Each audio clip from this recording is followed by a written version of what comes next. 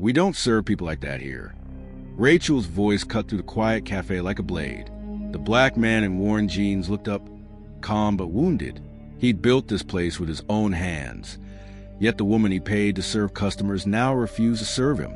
If this already made your blood boil, hit like and subscribe right now, because stories like this are still happening and the world needs to hear them. Steam hissed from the espresso machine as Marcus Williams waited by the counter, pretending to study the menu.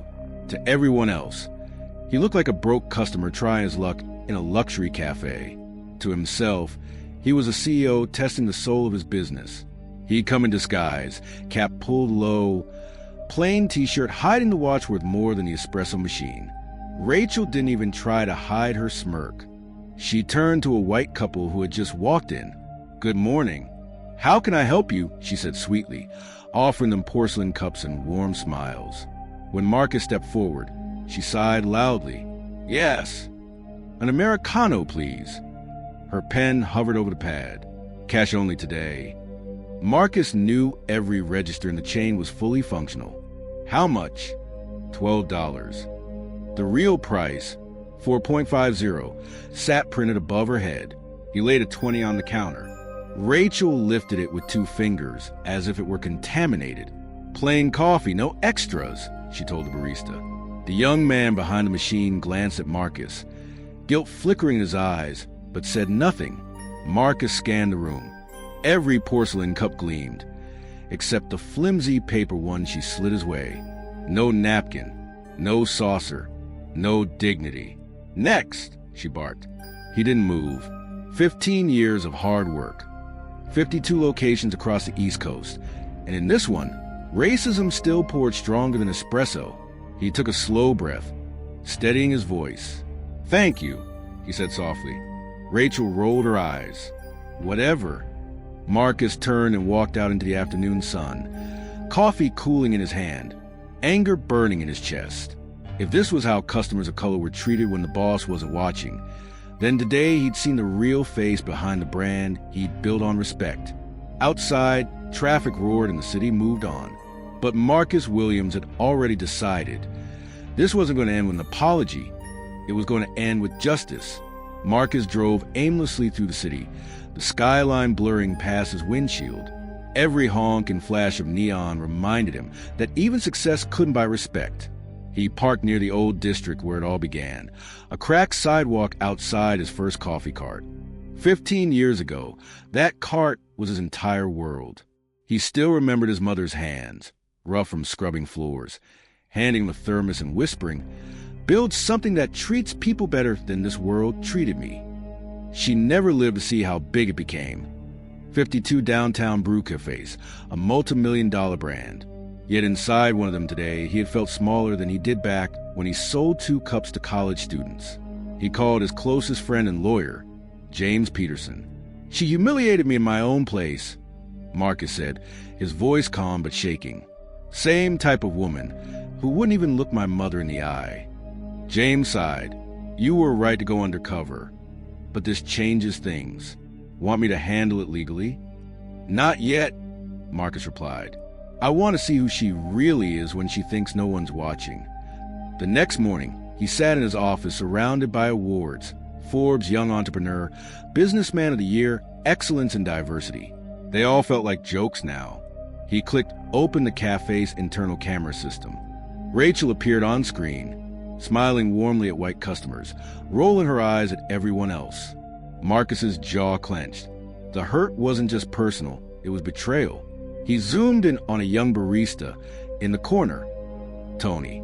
The kid looked uneasy every time Rachel raised her voice. Maybe there was still hope in that place, Marcus thought. He decided to give it one more day. Not to expose her yet, but to watch. To make sure when justice came, it would come with proof. As the sun set behind the skyscrapers, Marcus leaned back and whispered to himself, "You wanted to see the truth? You found it. Now make them see it too." Tomorrow, he'd walk back into that same cafe. Not as a hidden millionaire, but as the man Rachel would soon wish she'd never met. Marcus entered downtown Brew the next afternoon, wearing the same plain clothes as before, jeans, a gray hoodie, and a cap. This time he wasn't just watching. A discreet micro camera was pinned inside the button seam of his shirt, feeding everything directly to a secure drive in his car.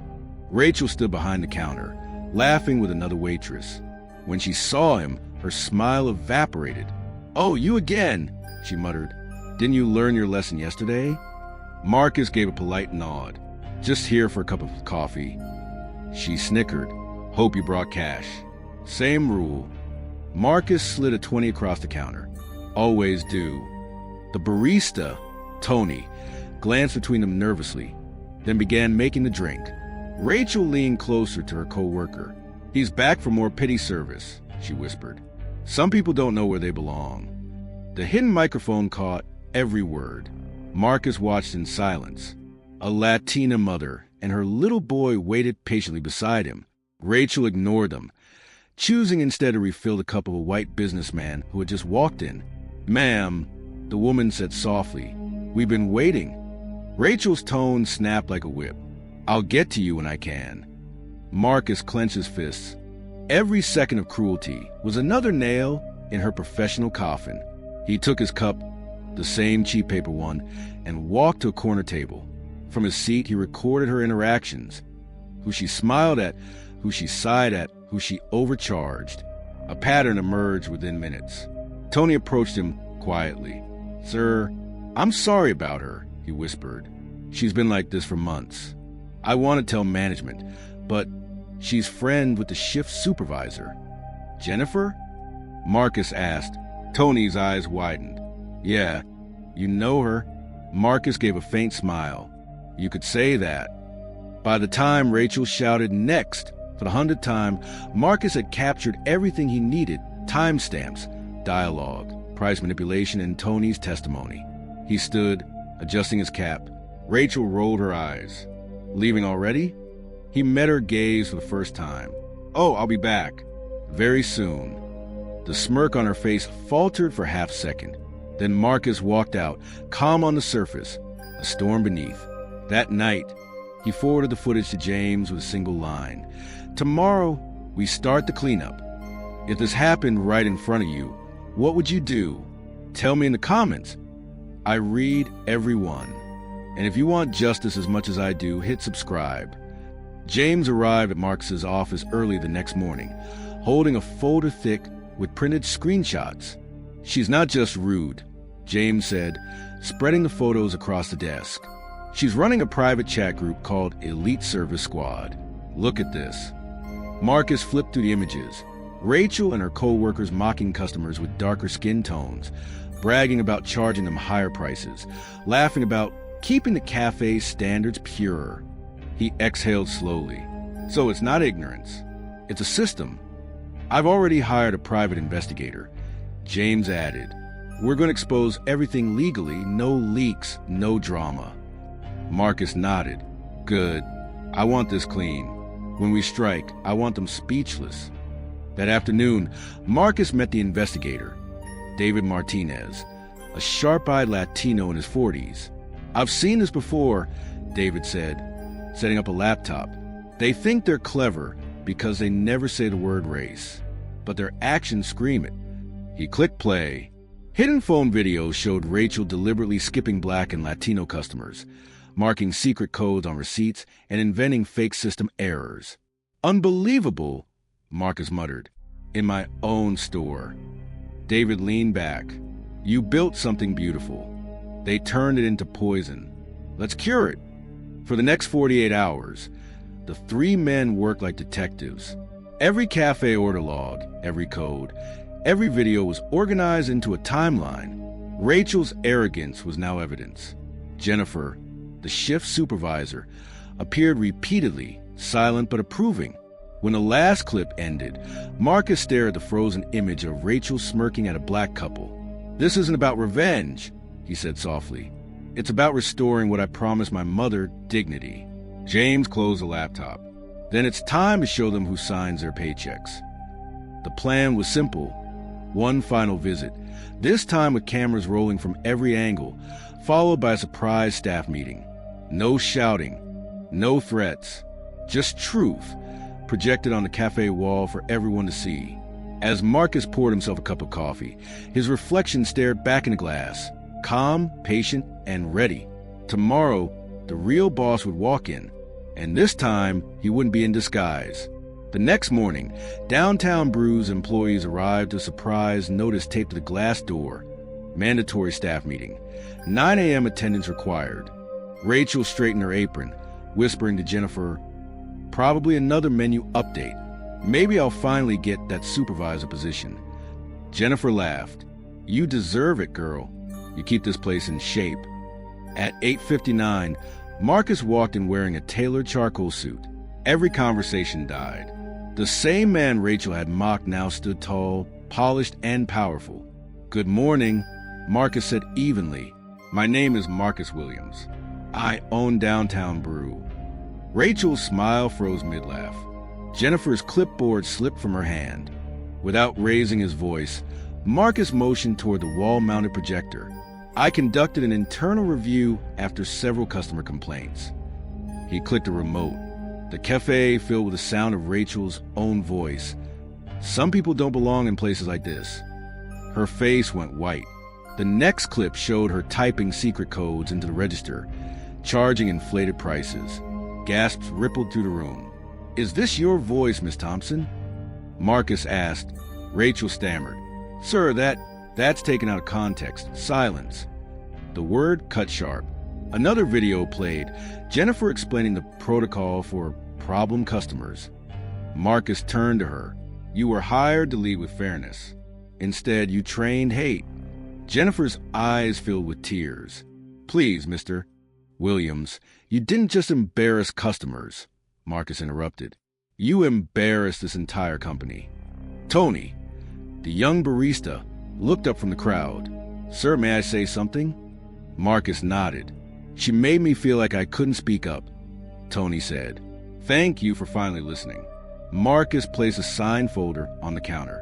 "Rachel Thompson, Jennifer Walsh. Effective immediately. You're both terminated for cause. Security will escort you out." Rachel's arrogance flared one last time. "You can't do this. I'll sue you for discrimination." Marcus stepped closer, his tone steady. "By all means, but when you meet the judge, bring these recordings. I'll bring the truth." The silence that followed was heavy, the kind that marks the end of an era. As the two women left in shame, Marcus turned to the rest of the staff. "From today forward, no one in this company will be judged by skin color, only by character. If you believe in that, you have a future here." Applause broke out, hesitant at first, then strong. Marcus didn't smile. Justice wasn't sweet. It was necessary. By the next morning, word had spread across the entire Downtown Brew network. Headlines filled local feeds. Black CO exposes racist employees in viral cafe investigation. Marcus didn't care for publicity, but he cared deeply about what it stood for. Justice wasn't about humiliation. It was about rebuilding what ignorance had broken. He sat across from James in his office. "Did you see the numbers?" James said, holding up a report. "Sales up 30% in 2 days. People are lining up to support the brand." Marcus shook his head slowly. "Good, but I don't want people supporting us because of a scandal. I want them supporting us because we did the right thing." Later that afternoon, he visited the cafe again, this time without disguise, without anger, just quiet authority. Tony was managing the counter now, greeting every customer the same way. A black mother with her son stepped in nervously. Tony smiled warmly. "Welcome to Downtown Brew. Can I get you our house blend?" The boy grinned. His mother exhaled. The tension that once poisoned the air was gone. Rachel's absence was felt, not as a loss, but as cleansing. Jennifer's replacement, a kind woman named Clara, led the team with empathy.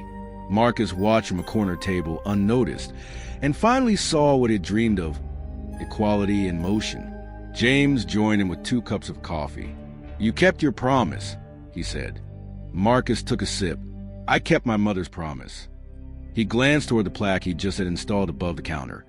"Respect has no color, social class, or accent." A few customers noticed it, smiled, and snapped photos. One posted with a caption, "This cafe isn't just serving coffee anymore, it's serving lessons." By evening, social media was flooded with praise for Marcus's calm, lawful response. No shouting, no vengeance, just quiet, powerful dignity. He received messages from other business owners asking how to implement the Williams Protocol, his new anti-discrimination system. Marcus replied to each one personally, ending every message the same way. Justice doesn't need noise. It needs proof, courage, and consistency. As he locked the doors that night, he looked out at the city skyline glowing in gold. For the first time in days, he felt peace. The world hadn't changed overnight, but his world just had. The air inside downtown Brew felt lighter than it ever had. 6 months had passed since that morning when Rachel and Jennifer walked out in disgrace. Now sunlight poured through the big windows, catching a new motto carved into a brass plaque behind the counter. Respect has no color, social class, or accent. Customers paused to read it every day. Some took photos. Others simply nodded with quiet approval. Marcus arrived wearing a simple navy sweater. No suits, no cameras, no disguise. Tony greeted him with a proud grin. "Morning, Mr. Williams. We sold out of the caramel blend again. People love what you've done with this place." Marcus smiled. "What we've done, Tony. Keep leading with that heart of yours." Sales had tripled, but what mattered more was the peace in the room. The easy laughter, the equality in every hello. Marcus sat in his favorite corner seat, sipping his coffee. Across from him, a black couple enjoyed brunch beside a white family. No tension, no whispers, just people being people. A small boy at the next table looked up. "Are you the man who owns this cafe?" Marcus chuckled. "I guess so. My mom says you made bad people go away." He smiled softly. Sometimes we just need to remind them what kindness looks like. Outside, cameras flashed, reporters covering his newest honor, Entrepreneur of the Year for Diversity Inclusion. Marcus had refused to make the story about revenge. He made it about reform. He launched a scholarship fund in his mother's name for young black entrepreneurs and opened training programs that taught respect as a core business value. He still thought about Rachel sometimes, not with anger, but with clarity. Her downfall wasn't his victory. His victory was seeing strangers treated like equals in a place she once poisoned. That evening, he closed the cafe himself, flipping the sign to close before locking the door. The city hummed outside, alive with stories of people fighting quiet battles like his. Marcus looked up at the night sky and whispered, "Mom, I kept my promise. If you believe this should never happen again, share this now. And to my USA, UK, and Canadian viewers, your voice is power. Use it." He slipped his keys into his pocket, walking away as the lights dimmed behind him. Downtown Brew wasn't just a cafe anymore. It was proof that when truth finally walks through the door, it never needs to raise its voice to be heard.